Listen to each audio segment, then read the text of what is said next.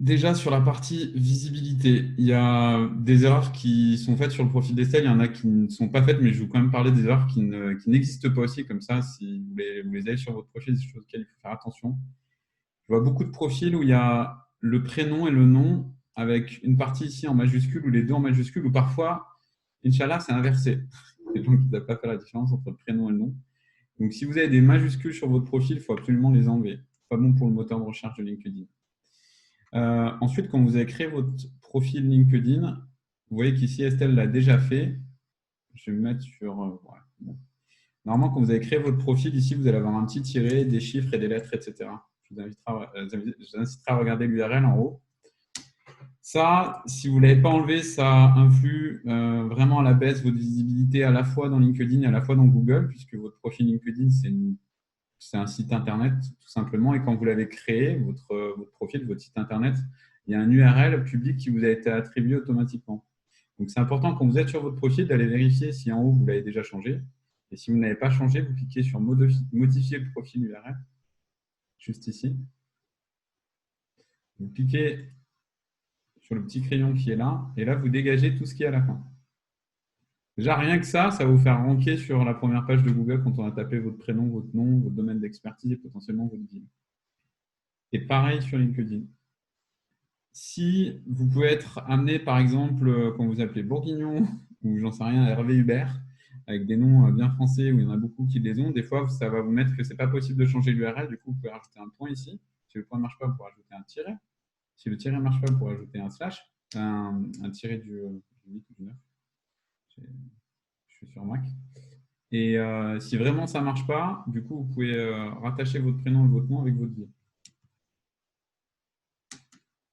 Voilà, normalement, là, ça devrait marcher. Vous cliquez sur enregistrer. Et vu que LinkedIn bug tout le temps, vous réactualisez la page et vous allez vérifier que l'URL a bien été changée. Donc là, déjà, vous allez bien ranker.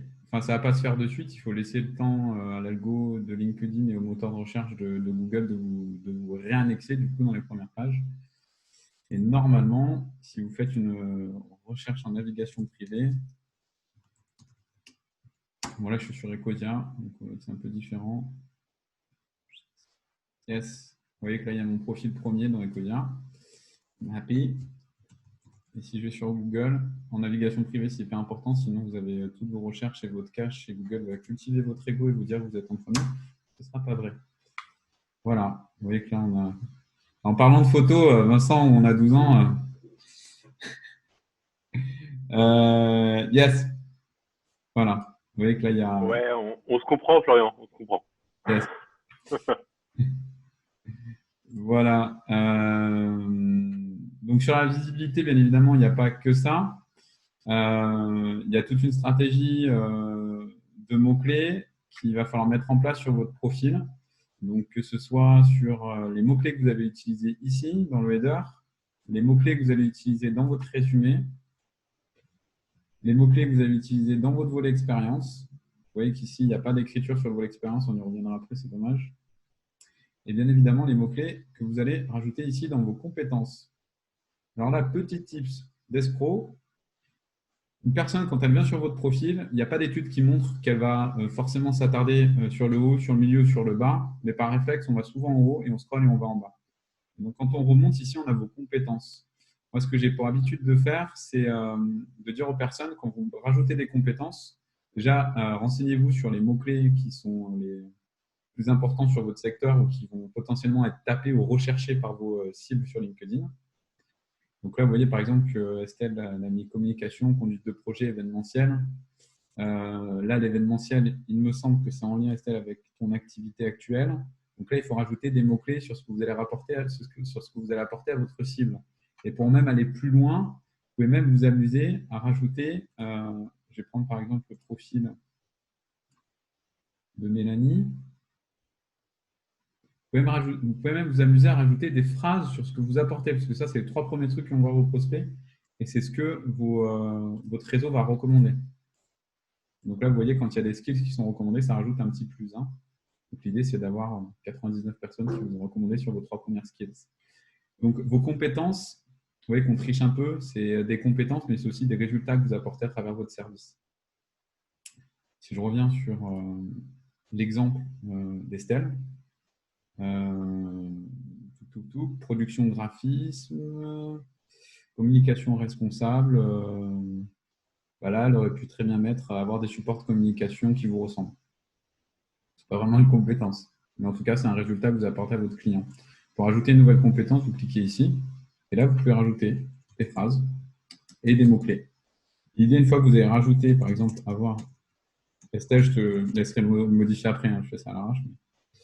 Avoir des supports de com qui vous ressemblent. Ressemble ENT? C'est mauvais ça, je suis très mauvais en orthographe. Non? Ouais? Oui. Par contre, je mettrais plutôt faire des supports de com qui vous ressemblent, non? Ouais, avoir, faire, pas de souci. Mais c'était dans l'idée, c'était juste pour donner un exemple sur la pratique. Donc l'idée, après, vous cliquez sur Ajouter. Et là, après, vous allez pouvoir avoir accès en cliquant sur le petit crayon à l'intégralité de vos compétences. Et vous voyez qu'il y en a les 3 premières qui sont en pin ici, vous pouvez les dépiner. Et sélectionner celles que vous avez rajoutées, qui là sont en fait des compétences, mais plutôt des avantages que vous apportez à travers votre service ou votre produit. Donc là, je vais en piner une 3e, parfait. Et après, vous pouvez les drag and drop, donc les glisser-déposer en fonction de celle que vous souhaitez mettre en premier. Vous cliquez sur enregistrer. Et l'idée derrière, c'est d'aller demander à des personnes qu'elles cliquent sur plus, parce que c'est bête et méchant, mais la crédibilité, l'expertise, ça se construit par plein de petites choses.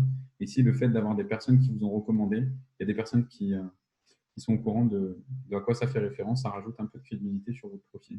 En l'occurrence, là, au-delà de ça, ça va. L'idée, une fois que vous avez trouvé vos 3 premiers résultats concrets, que je vous disais, donc avoir vraiment des résultats concrets sur ce que vous apportez, si vous posez la question, concrètement, quand la personne a fini de payer ma presta, qu'est-ce que je lui ai apporté? Et donc, vous essayez de trouver 3 choses principales à ça. Vous pouvez donc rajouter de nouvelles compétences en suivant, après en mettant des mots-clés qui sont vraiment plus liés, du coup, à votre secteur ou à la typologie de personnes que vous souhaitez cibler. Donc là, mots-clés, communication responsable, etc. Vous voyez que là, j'étais en train de travailler tout à l'heure sur des mots-clés que je vous partagerai d'ici lors du prochain échange sur la stratégie de prospection. Mais voilà, c'est des mots-clés comme ça que vous pouvez rajouter si demain vous souhaitez aller cibler une typologie d'acteurs spécifiques. Là, en l'occurrence, c'est vraiment tout ce qui touche à la transition écologique sociétale, l'écosystème des acteurs de changement, etc. Voilà, tac, vous cliquez sur ajouter, ça va automatiquement se rajouter. Vous pouvez rajouter jusqu'à 50 compétences sur votre profil. Donc, c'est autant de mots-clés. Là, vous avez les 3 premières qui sont des phrases résultats et 47 autres mots-clés qui vont vous permettre de ranker une nouvelle fois sur LinkedIn et sur Google. Voilà, je crois que j'ai à peu près tout dit sur la partie visibilité. Excuse-moi, je peux te poser une question sur ce sujet-là? Yes. Sur la phrase que tu as rajoutée là, avoir des supports de com qui vous ressemblent. Par exemple, tu n'as pas écrit com en entier, quoi. Pour le référencement, c'est bien? Non, je l'ai écrit à l'arrache, justement. C'est pour ça que je te disais de l'enlever. Ok. Non, avoir des supports de communication qui vous ressemblent. Les gens ne tapent pas comme, tapent communication. Vraiment taper les mots en entier. Et quel est l'intérêt d'une phrase plutôt que de mots-clés? Bah, si tu mets par exemple communication responsable, c'est moins parlant. En fait, l'idée, c'est que la personne, les mots-clés, à la limite, on s'en fout. Il n'y a pas grand monde qui va cliquer sur voir plus. Donc, des mots-clés, tu les mets en dessous. Ça, c'est l'algo qui va les prendre en compte, pas de souci.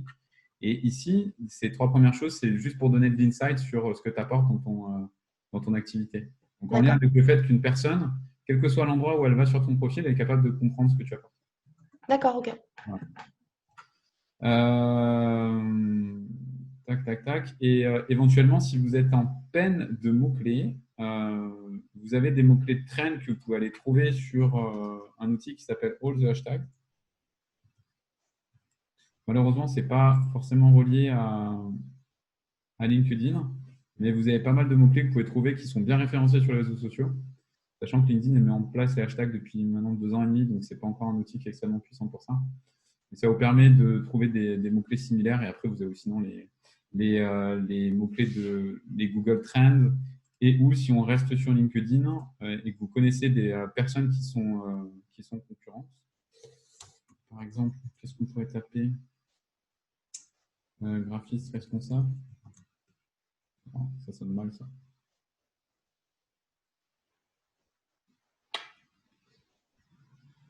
Yes. Vous tapez un mot-clé d'une personne qui a à peu près le même positionnement que vous. En tout cas, avec des guillemets comme ceci, comme je viens de le taper. Et après, vous pouvez aller vous amuser à visiter les profils qui rankent en premier. En général, c'est des profils bien référencés. Et vous allez voir les mots-clés qu'ils ont mis sur leur profil et que vous auriez potentiellement oublié, à la fois dans vos compétences, dans le résumé, dans l'expérience, globalement sur votre profil. OK? J'arrête là parce qu'il est déjà 25. Est-ce qu'il y a des questions sur cette thématique visibilité?